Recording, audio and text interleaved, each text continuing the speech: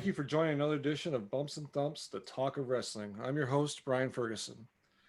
My guest today is a true ground pounder on the business side of the independent pro wrestling circuit. He has worked with great wrestling greats such as Harley Race, Ric Flair, The Undertaker, and many others. Ladies and gentlemen, it is my pleasure to welcome Mr. Dan Gier. Dan, thank you for taking time out of your busy schedule to be on Bumps and Thumps. Thank you for having me. I really appreciate the opportunity. Well, it's a great honor. I've seen you a few times when you were in WLW, World League Wrestling, when you guys were out of Eldon. And we talked a few times, and you just came across my thoughts one day. I was like, I need to have this person on my podcast because you've done a lot of work, done a lot of great things. So, and here we are. So thank you. Well, thank you. So first, I'd like to get into how you grew up. Are you originally from Eldon? Your schooling, your childhood? I'll try to keep this short. I grew up basically halfway between Lake of the Ozarks, Bagnell Dam, and Eldon on US 54. My parents and great-grandparents owned basically semi-back-to-back farms. That's where I grew up. Mm-hmm. So I had a Eldon mailing address, but I went to school at the School of the Osage in Lake Ozark, and then, believe it or not, a lot of our services came out of the county seat, which was about 16 miles kind of southeast. Graduated from School of the Osage before it is the institution it is today. I graduated with a class of about, there were, I think, 68 of us. A couple didn't get to graduate, but after that, for those that don't realize my size and stature, I'm about 6'3". In high school, I went about 270, 271. I accepted a football scholarship, like most kids wanting to go as far away from home as you could go. I accepted a scholarship to a part of the Montana State University program way up just north of Missoula. Soon discovered why they were offering anybody and everybody a scholarship. There were very few upperclassmen. The big sport on campus was rodeo, and indoor training facility, it was full-blown rodeo. That lasted till about homecoming, when I believe we would call them a dean, I believe they called it a provost, came in and announced that they were shutting the football program down. Oh, no. So we were like, I really don't know if we're NAIA or Division III. So we were very small. Program had maybe 60 guys in it total. Oh, wow. So he came in, so the board had just met at homecoming. There's big, the homecoming events to shut the program down. They would honor our scholarships, us underclassmen, through December, but after December, sorry guys, you can stay if you want to pay. They would honor the seniors, which were, I think, 2 or 3 on the whole team, till the end of the year, till they could graduate. Luckily, I got my old high school coach's brother was coaching at Southwest Missouri State, SMS, Missouri State now, in Springfield. He gave me a call when he heard the news. So I went down there and I made another life-altering discovery. There are guys a whole lot bigger than I was, a whole lot faster, and I hate to say this, not as bright as I was. I take that from spring ball. I've been there 6 weeks. Spring ball opened, and the coach hollered out a player's name and told him to hit a brick wall at full speed, and he did it. Okay. Then he hollered out another guy's name, and he hit the brick wall at full speed. And I'd already played a little pickup basketball and goofed around with these guys, and I could see linemen were dunking the ball at 300 pounds, and I'm like, I think I'm done. Yeah. Wow. So I came back and kicked around the lake a little bit, tried to survive a winter, got on with a Fortune 5 company north in Eldon that manufactured motors, electric motors, got in their management program to where they encourage you to college and they help you go to college. And once you graduate, then you get into the supervisorship and then they move up the ladder. Graduated there, got into management, ended up before they were bought out by another Fortune 500 company and the plant was closed. I was in the logistics side, managing their distribution warehouse and shipping product all over the United States. Luckily, growing up at the lake means you worked on the strip when you were young. Started about 12 or 13 in the arcades and the bumper cars and the bumper boats and all the, ring toss and ring the bell and basketball, all the things the strip was in the 70s. Yeah. And my father worked at a marina as a marine mechanic. And that is where I actually met Harley Race when I was about 9 to 11. I know the time frame, but when you're a kid, that all just kind of blurs. Right. When Harley had came back from the Minneapolis territory, so this had to be about 71, 72,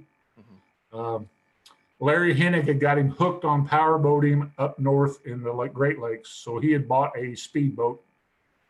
And once the warranty runs out, dollars cost a lot of money. And for those that know the legends of Harley's driving on land, he drove the same way on water. Get in it, throttle goes all the way open, and you were gone. Well, boats are not as forgiving as a car is. You can run the car hot and heavy and just keep water and oil in it, and you're going to be all right. But when you're cutting through water, and Truman Dam wasn't even alive then, so you would see logs and sticks and barrels floating in the lake, and Harley would hit them and tear a prop up. And he would call my dad, because after the boat went out of warranty, and especially on boats that were not kept in the marina itself, their boss had an understanding with all the mechanics and the guys that worked on them and said, hey, I know you're going to get calls from our former customers. If you take them to do on the side, just don't undercut me on the labor. You can cut me on the shop fees and all the other fees that get tacked on. But if I'm charging $20 an hour labor, you need to charge $20 an hour labor. And that's basically for 20 years. Harley's boat would run out of warranty. My dad would piddle with it for the next 2 or 3 years till he'd get frustrated and go buy a new one. And then he'd run it in warranty for 2 to 3 years. And then all of a sudden go out, and then he'd have to be back to work on it. So I knew and met Harley when I was really little. I went to my first wrestling match shortly after that. It was in Sedalia, Missouri at the convention center. I had gone with my dad because my dad, when he worked on Harley's boat, was either after hours or on his day off. Yeah. So I'd gone with my dad on his day off because Harley was on the west side of the lake. All the action was on the east side, or the strip, Osage Beach, Camdenton side. So it was an hour. It was either a 15-minute boat ride or an hour car ride over there. So if you went by boat, you always had somebody with you. That was just a rule of the water. So I went with my dad, and lo and behold, Harley was still there. He had taken basically, they had ended in Kansas City on Monday night, and they were going to start back up in Kansas City that Saturday. So he was just going to spend the week. So being a stupid little kid I was bouncing around, and it was my birthday week. And, it's my birthday, it's my birthday, it's my birthday, it's my birthday, yay. And Harley was down there with his cigarette and his cocktail, and finally tried to tip my dad. My dad would never take tips because he felt the difference between what he was normally getting paid and what he was promised to charge was enough to make up differences. Mm-hmm. So Harley grabbed the receipt my dad had written, and flipped it over and scribbled some stuff on the side and stuck it in his pocket. And basically on the back, when I finally found that note when my dad had retired, was still on his desk at the marina, was admit to front row, this family, take care of them, HR, in his left-handed slant. And so Harley said, now we're going to be in Sedalia, come see us. So I pestered my dad for another week or two, and we finally went to the show. True to his word, we showed my dad showed the note to the lady at the ticket thing. The usher came and got us. We went right down front row, corner post, great seats. And then right as the show was starting to wind out and Harley was getting ready to come out, the lady came down and whispered in my dad's ear, and he's like, no. And she said, yes. And I was like, what's going on?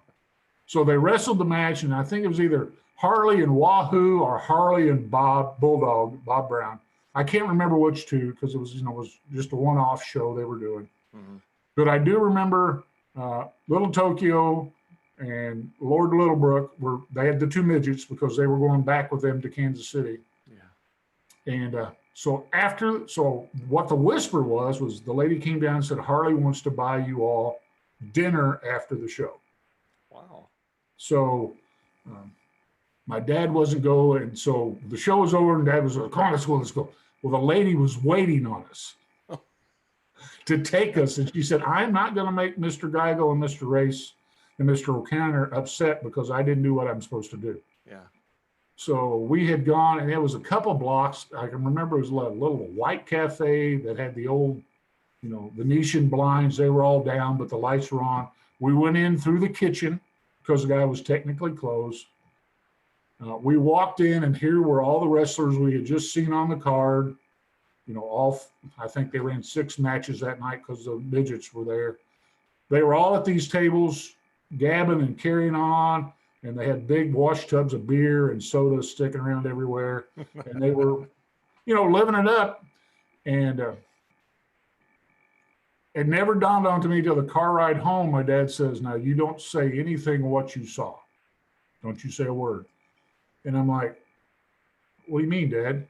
He goes, didn't you just see everybody in that room just beat the tar out of each other for 20, 30 minutes, and now they're all in that little cafe drinking and carrying on, having a good time? I'm like, well, yeah, they're buddies. He said, no, they're never buddies, son. They're never buddies. So Yeah. That was my first freshening up to the business. And so after that, maintained the relationship with Harley for all, on and off. He would be at the lake. And then as I grew up, you change occupations. And due to my size, I ended up basically working the lakefront bars during my college years and all that. And Harley would come in. And so I knew him, and I had met one summer he'd come down and introduce me to BJ as, because I had known his previous wife. And he said, this is my new wife, BJ, and we're coming to the lake. How you doing, son? Great.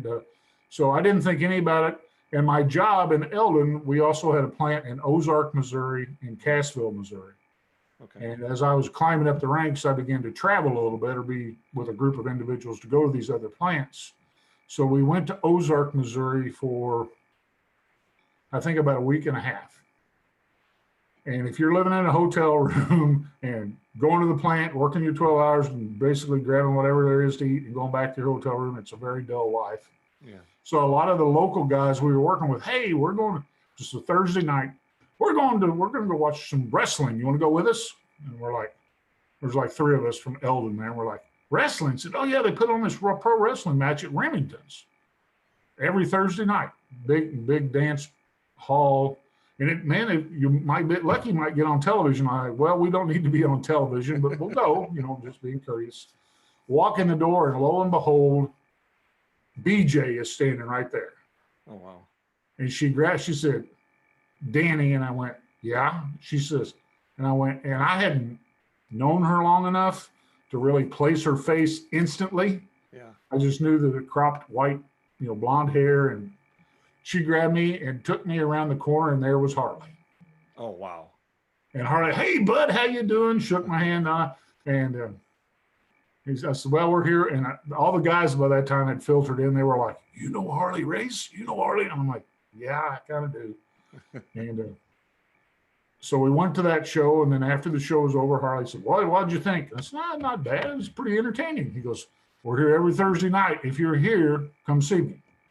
So the next Thursday night, we were back in Ozark. So I'm like, the guys going, we're wrestling. You want to go again? I said, sure. So that time, basically, I sat beside Harley. Didn't see much of the matches. Sat beside Harley most of the time. He introduced me to Dave Marquez at that time. Oh, yeah, okay. Of course, Gordon Soley was there. I'd known Gordon because he'd been at the lake a couple times with Harley. Bill Ash was kind of still floating around for those people of East Arkansas, Southeast Missouri. He promoted down in the West Memphis, Pocahontas area a lot. Okay. Dan Gable was at the show. Steve Sharp was at the show. So I met a lot of the guys. And then so by about the 3rd or 4th week, BJ had conned me into being an usher and a doorman for WLW like they normally do. And so if you can be here at 6 o'clock, we'll let you in. You can just do that and enjoy the show. Well, the best part was you got to go out and eat with them afterwards. And Harley always took care of you when you ate. He didn't pay you for helping, but he took care of you when you sat down to eat. Usually it was either a Denny's or a Waffle House, or there was a small mom and pop place and another inside store with Harley. People go, well, why did he always like this? There would be like Denny's and IHOPs and all that, and he would never stop at those. He always go to a mom and pop place to eat. Mm-hmm. Well, A, you could say, well, he liked to support small business, but B, typically those restaurants would let him smoke. Okay. Where the big chains would not. Or if the smoking area in the big chains, you were tucked way back in the corner. Harley never wanted to be tucked way back in the corner. So that was one of the reasons we always stopped at the mom and pop places so he could smoke and get taken care of. But that's basically that condensed 4 years of my life with Harley and what I did and how I got to where I was at. Yeah. And then, of course, as you got involved with the wrestling, you started moving up from the usher to maybe the guy that did music to maybe the guy. And if BJ really trusted you, you became the guy that went out. And I think you attended a lot of shows when we had some superstars in. They always did the Polaroids in the ring. Yep. Well, you were the guy taking the money at the bottom of the stairs and getting them up into the ring and running that operation. Yep. To back behind the merch table, helping her sell merchandise at break. And so that was my evolution until one fateful night we had a ring announcer not show up. We used to use a lot of radio personalities that we'd done radio buys with.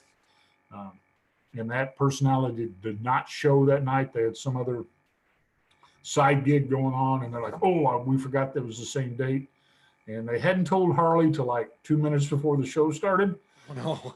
Because there weren't any cell phones. I mean, just a guy come flying in and told Harley. Yeah. So Harley's looking around, and he said, well, you're the best looking one, because I always wore, I guess we call them Dockers now, and a button-down shirt, because that's all I never wore T-shirts a lot. Yeah. He said, you're the best looking guy standing around here. Go do it. And that's how I got stuck into the ring announcing for about 20 years. Is on one happenstance. And then the next night, the DJ that did it, I think that night we were in Warsaw, and then we were in Clinton the next night. That DJ was not a wrestling fan and wasn't really, it was kind of like the station made him do it. Yeah. So Harley wasn't happy. And then the last night, that Sunday night, we were actually in Concordia, I think. Okay. And there was no DJ because they forgot to book one. So. Oh no. So those 3 nights cemented my thing into things like that. So that's all that cracked up to be. Well, you were an investor in there, right, as well, for a while? In WLW? Yes. Kind of I just remember you saying that this was years ago, in probably 2012, 2013-ish, right before you left. I was there at one of the events. I believe it was in Eldon, actually, and you and I talked for a few minutes, and you had just kind of mentioned that, and I just thought that was pretty interesting, that because you don't really hear about that. You hear Harley Race, that's who you think is the owner, that's the guy. Yeah, well, you got to look at the whole wrestling operation. You've got a ring, you got a trailer, you got something to pull it with, and you've got at that time there was no pro wrestling tees where you could order 5 shirts and they print them for you. You had to order at least a dozen of this size and a dozen of that size. So there was some upfront cost. It started when they opened the wrestling school in Eldon. Harley did not operate the gym on the other side originally. Some other individual did. Okay. Harley actually only had the little bitty side, if you remember Maple Street at all, the little tunnel where you walked in the storefront, there was a ring. You could barely walk around the sides, and it was Harley's office in the back, and then the storage stuff upstairs on the second floor. When the gym operators started to go out of business, he offered that side of the business to Harley, which meant Harley could actually open up the back part and do some other things. And then that would also make his school more attractive. Yeah. You could also go next door and work out. Well, that was not a great liquid cash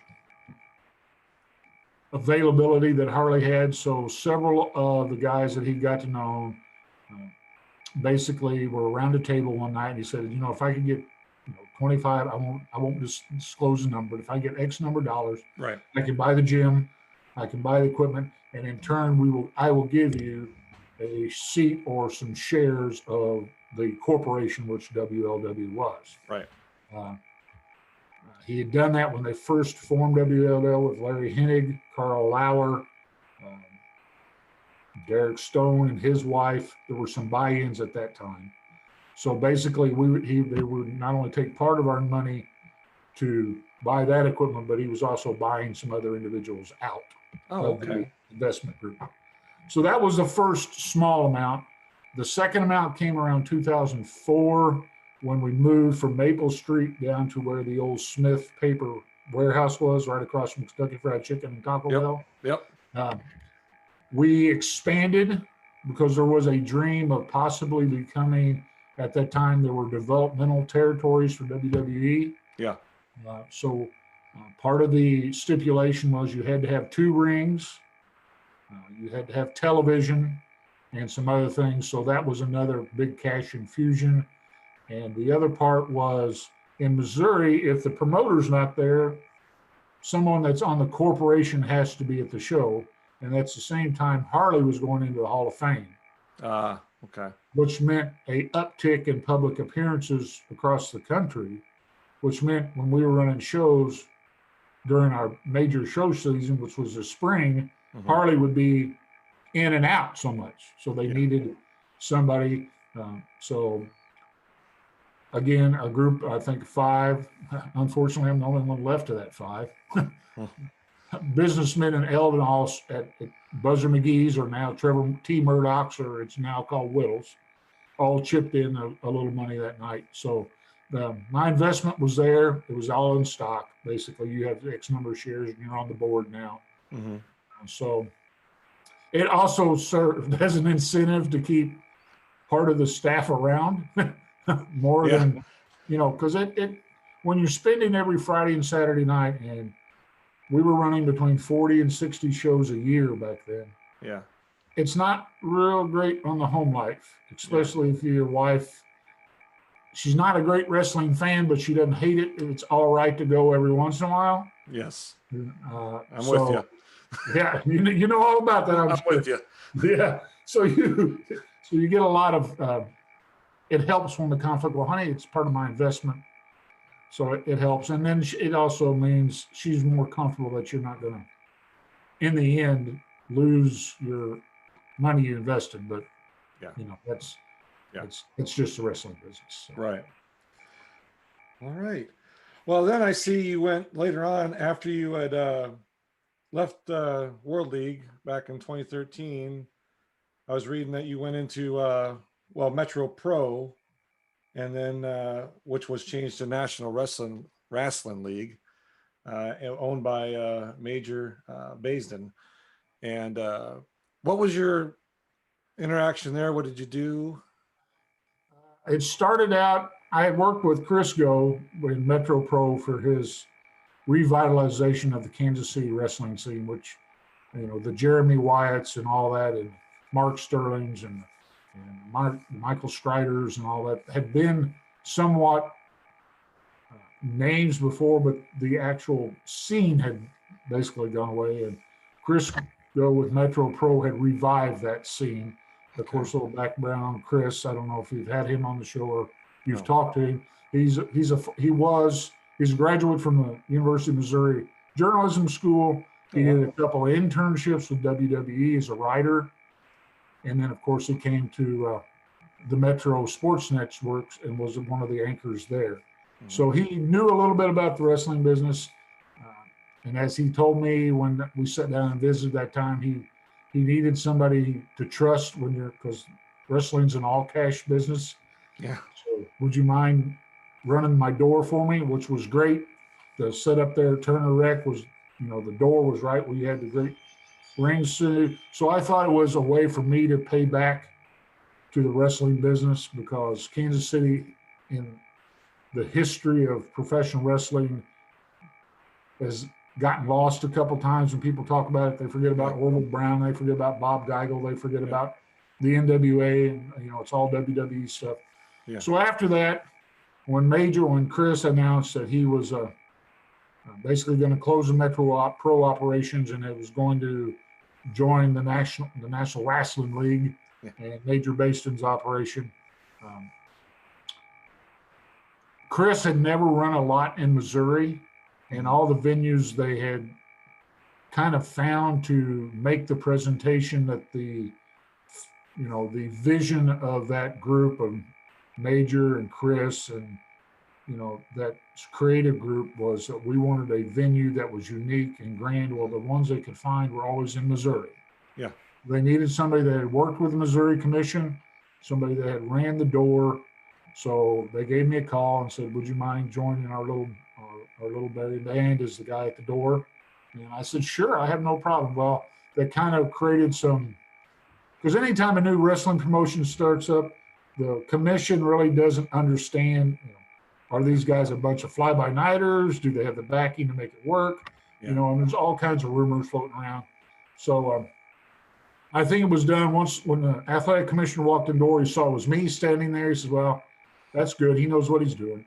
And then as the relationship went on for that run, we had a fantastic relationship because we were bringing national names in. Yeah. In Missouri, you've got to have national indie names. You've got to have blood work. You've got to have physicals. And the commission felt pretty reliable that that was all going to be done when they walked in the door, which we did. We followed the rules to the T. And it was a great run, Major. I learned a lot from him about just general business. Yeah. When you get in the backside of how to, in the new era, the days of just walking through town, slapping posters up on every window, is still a pretty good, strong part of it. Right. But it's not a key driver with YouTube and social media and all that stuff. And then the marketing, targeted marketing that flows in and out of those, viral websites and all that. And Major was amazing to learn about, sampling who your audience, how many hits, look at the hits, shake those hits out to find out who's actually a possible or likable customer. Then we could basically, the way our ticketing program worked, when you bought your tickets online, we knew who you were. Right. Because we had roll call basically. Then we could look, well, are they active on our social media? Are they part of are they part of our target? Did this guy buy a ticket and he wasn't actually in our social media group and the target?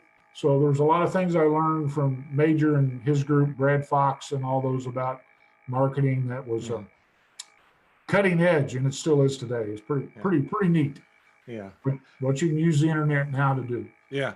Well, I was going to tell you, I retired from the military in 2015, and then I moved to Marshall, Missouri for a few years. I was the director of public safety at Missouri Valley College. And then I got a job. I work at Kaufman now with the Royals. And I moved here in 2018 to Lee Summit. And I tell them this is honest God's truth. Right before business operations shut down for NWL, I saw it on TV. I was going to go buy a ticket and take my wife and I. And the day I went to go buy it is the day that they cut off everything. And I was kind of in shock about that because I thought they were building up really well. They were getting around the state. And it was kind of surprising to me that it just one day was gone. I knew it was a kind of a buildup, but I mean, I went to go buy a ticket and I couldn't. And then I found out later that they ceased operations, and they had a lot of talent. That's what really surprised me. We had fantastic talent. Some of them you can see on ROH and stuff right now. I believe the formula at the end was working, but the beginning there was a huge upfront investment. Yeah. For those that have ever seen a live show, we had the big Jumbotron. It was portable. We took it everywhere we went. guys, that's well over 200K Yeah. investment. Yeah. The ring was, not only did we have that, we also had created a training center for the guys to work out in. We had Yes. video rooms. I mean, the upfront cost was huge. Yeah. And Major had basically what, in my conversation with him, had set a limit. I'm going to invest X amount of dollars. And by that investment, when that runs out, I should be receiving a return of XYZ. Mm. Well, when he made the first assessment, we weren't at the return basis, but he could see the upward line. We were going to go, well, let's look at it some more. Let's see if we can't modify some more. The modifications improved the uptick a little bit, but it never reached the level of reaping that multi-million-dollar investment that NWL was. Yeah. And to this date, a lot of those guys were under contract. They were being paid a nice salary for a just plain business person, let alone an independent wrestler. Mm-hmm. They had health insurance.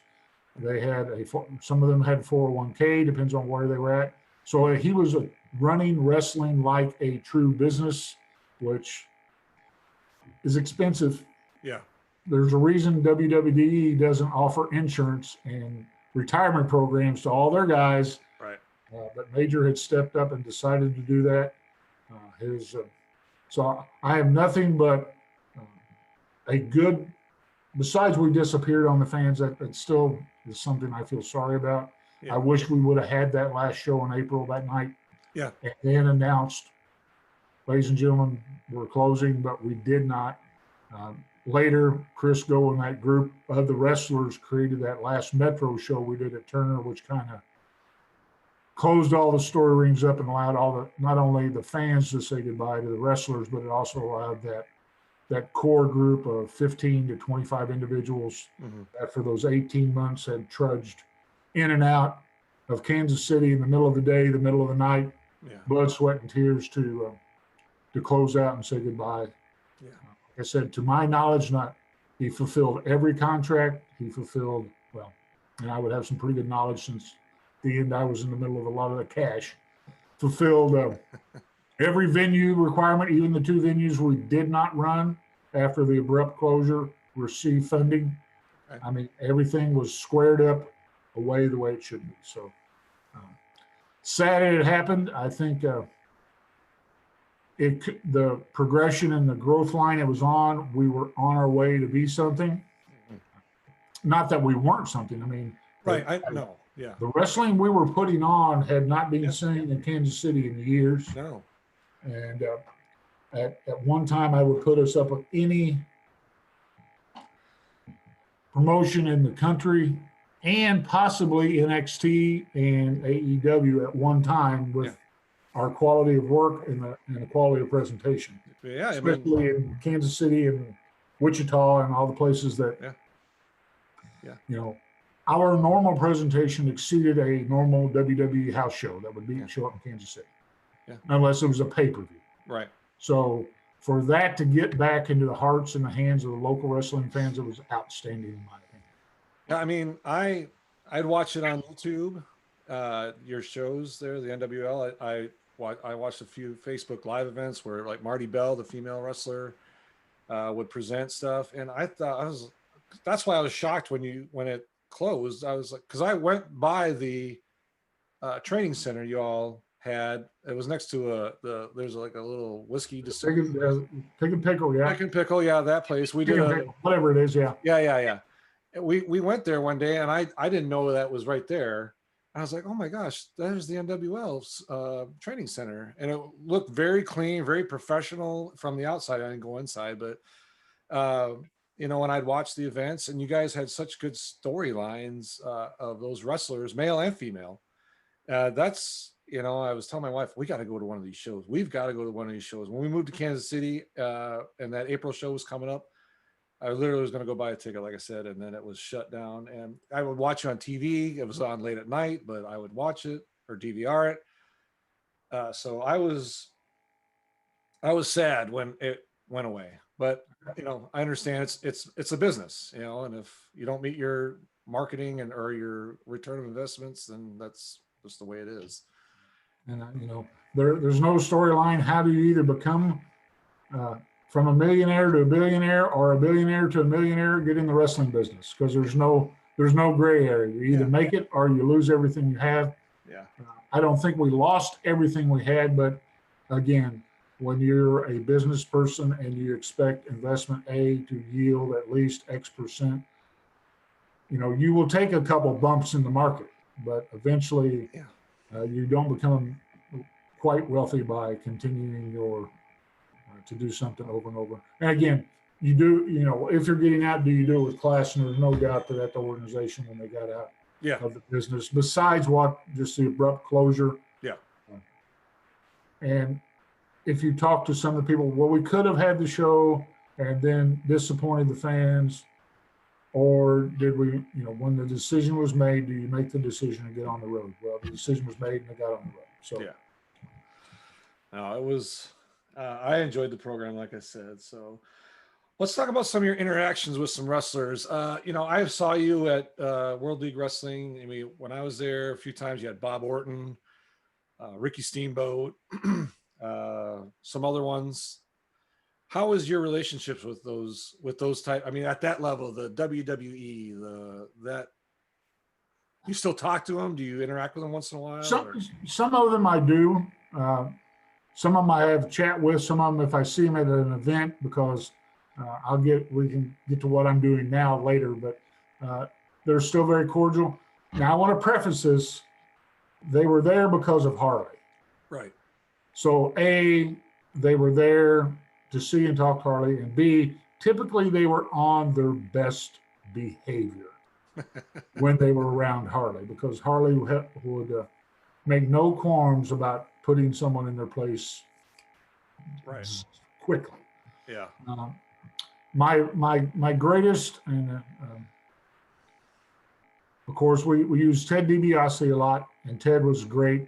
Whether you wanted to talk about life in general, about your faith and where you were going, or if you wanted to talk about the wrestling business, he was the $1 million man. He was there. I grew pretty close with his two kids. I talked to Teddy Jr. a lot.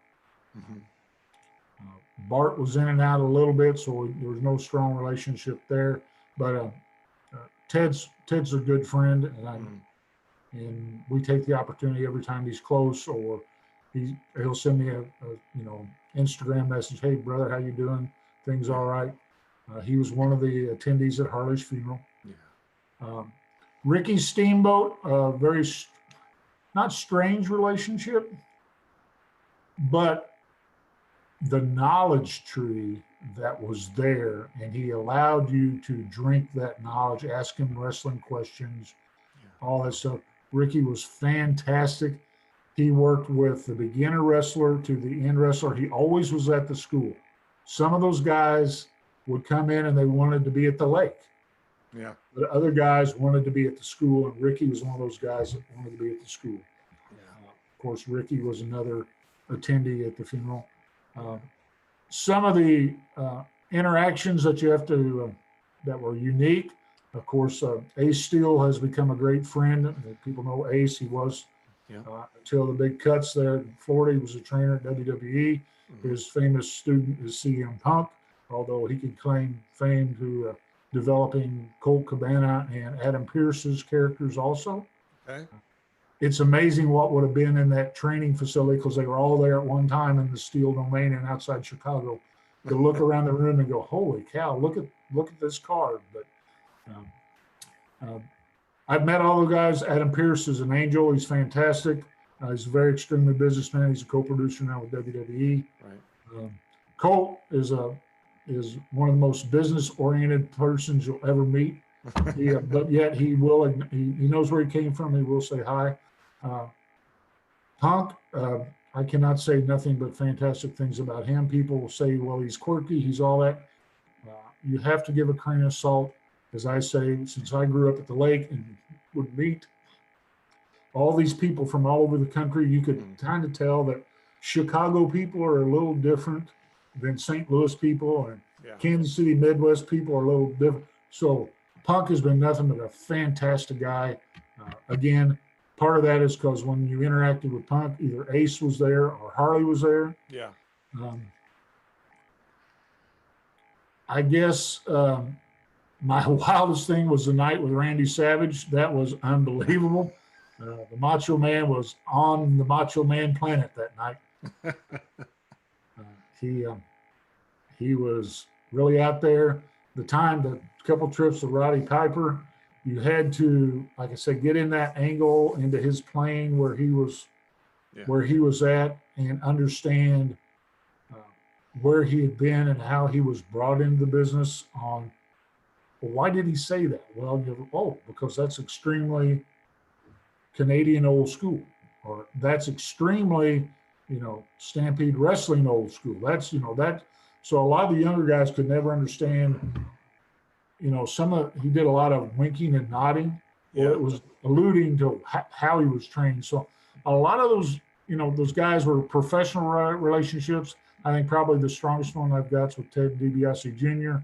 Of course, Kurt, Mr. Joe Hennig, aka whatever he was used at in the WWE. Joe's a great guy. He spent some great time with us, great memories. Yeah. Solid individuals. The third generation stars that we worked with that made it to WWE, including Trevor Murdoch and Simon Gotch, at the end of the day, they're all strong, solid persons. Yeah. To put up with the nonsense they have to put up to get to where they get, whether your last name's DiBiase or your last name's, Murdoch. Yeah. So pretty strong. And I mean, again, I look back at and reflect, were they tended because Harley was always around, and were they always on their best behavior? We never saw them, you hear rumors of them going berserk and tearing hotel rooms up. We never saw that. Of course, some of them were a little older. In the beginning of WLW, when it was transitioning from Legion to World, we were seeing, Mr. Perfect was still in his prime. He was just between federations. The Boss Man and all those guys, but they were always in for 1 or 2 nights, and then they were the life of a wrestler on to the next territory. It used to be called the next show. So, all right, well, great. I have a few more questions. One is, out of the indie wrestlers today on the independent circuit that you've seen, which one do you think has probably the potential to move up into the AEW, WWE, Impact roster? That you can think of. I would think heads and above anybody out there still working regularly today, Kansas City's Jeremy Wyatt needs to be somewhere, whether it's NXT or it's AEW or it's ROH or it's the new NWA Power. That's Jeremy Wyatt by far is now what I would call, every area has the guy. Yeah. In my opinion, and that's my humble opinion, whether you can take it with a grain of salt or not, Jeremy Wyatt is that guy for draw a 100-mile circle around Kansas City, and he is that guy. Probably 250-mile circle. He is. His matches are solid. Yeah. His matches are understandable. His matches tell a story, and he lives the character, is the character, and on top of that, he's a pretty nice guy. I mean, all the things that you have to check the boxes off to make it in our business anymore, he checks the boxes. Okay. Going to the eastern side of the state, someone that should at least get an opportunity to appear probably would be Gary J. The Red, Gary's a good, solid worker. There's always been he's not a big guy. He's not, he's just who he is, but yet he can wrestle. So he would be my number 2 guy. Either one of those guys getting signed and popping up on my television one night would not surprise me whatsoever. So, and there are a couple tag teams. The Besties would be a great tag team you could see floating around. The Regal Twins on that side of the state. Yeah. I mean, those groups, and they have seen some exposure. Yeah. The Regals have, been to Japan. They've made a couple All Japan and New Japan shows.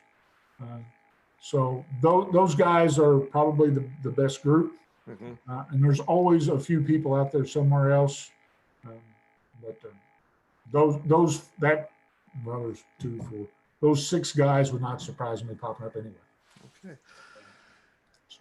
All right. And so, now we're seeing a little bit of a comeback in independent circuit wrestling coming back. Do you see it making that comeback potential to be on smaller market televisions?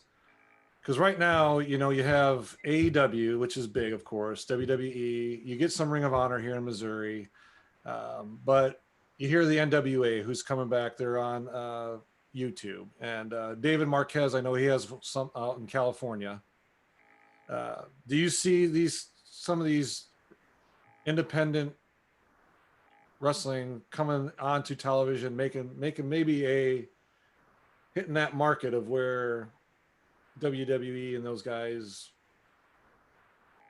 are not as popular, I guess? Well, the first thing you're going to see, just again, you're going to see them advancing in the live market. Okay. With what the pandemic, where you can only have 100 fans in the ring, no matter whether you got Dustin Rhodes or you've got Joe Schmo wrestling, that's where the advances can be made. Okay. The big leap from live wrestling to television, it's a different genre, and it costs production money. Okay. It's the difference between a small college team and the Royals. Whole different. That college team could have the greatest talent on it, but when you get to the major leagues, there's a whole operation that you're now not being compared to how good you are, but you're in a way being compared to the AEWs and the ROHs and the WWEs and the NXTs. What is your production? How does your product look on television? Yeah. And to make that certain look on television, you have to have the talent that their personalities go across the airways to get people invested. You have to have the production and the shot ability to allow that to happen. Yeah. And I hate to say it, taking videoing on an iPhone, although they are great, might get you into one local television market, right? But it's never going to push you above that 1 or 2 station market. Okay. And I think what we're talking about is actually breaking into a must-watch, something that if you walk in the door, any television station that doesn't have one of the other ones on it, that they say, we'll take you, you look great, because we've got to compete. Right. Yeah. I know David Marquez with his United Wrestling group, where he started to branch into Arizona and Memphis. And so that might be the way. I haven't seen it in function enough. I know Dave, I've known Dave since 1997, I guess, when I was first walking into those Remington shows, getting sucked into the business. He's got an amazing television mind. Yeah. Some of his problem is, like everyone's, to find the right talent. And I'll never forget William Regal at a seminar they did for Harley said, guys, there are roughly 10,000 people in the United States that call themselves a professional wrestler. There is one John Cena. Of course, John Cena was at the top of the card at that. There is only one John Cena. We are looking for the next John Cena. Yeah. So that comment has always stuck with me in my mind. Yeah. And then Ricky Steamboat, which was at the same thing, said, now, it's true we have one John Cena, but we also have 9 other people on the card. Your goal right now is to become one of those 9. Yeah. Eventually, one of those 9 will be the next John Cena. Yeah. So you got to get to point B before you can get to point A. Yeah. And that was probably one of the greatest seminars we've had. Yeah. That was the seminar in 2005, I think. Ciampa, a lot of the guys were there at that seminar. It was a fantastic learning tree experience. Did they do a lot of crazy stuff in the ring? No, it was tons of basics, but just the interaction and the talks. Yeah. That people said, hey, you've got to be the guy. Yeah. if you're just, and I think when Dustin Rhodes spoke, he said, not only do you have to be good on the camera, but you got to be good on the technique. Yeah. And so it's is there a possibility for something like that to happen? Yes. Will it take a lot of time, a lot of concerted effort, and many years, or a lot of luck? Probably. Yeah. Do you watch a lot of wrestling today? The AEWs? Not I really. catch a little bit of it. Yeah. In my opinion, a lot of it's cookie cutter. Yeah. So You're not if the you first person to tell me that. Yeah. and it's really becomes more cookie cutter if you've been behind the curtain Mm-hmm. and actually heard some of the stuff pre-public. You're like, I can tell you exactly what he said. No, he said yes, and he said we're going to do it anyway. Yeah. So you can just buy some of the stuff that Yeah. I think we see a lot more, or I do, and maybe I watch it more with a critical eye because I've gotten behind the scenes more and more. Yeah. We see a lot of goofs. We see a lot of basic stuff being missed. Yeah. A lot of arm drags that should be solid and make or not. And so that's my opinion. I see a lot of stuff rushed that I don't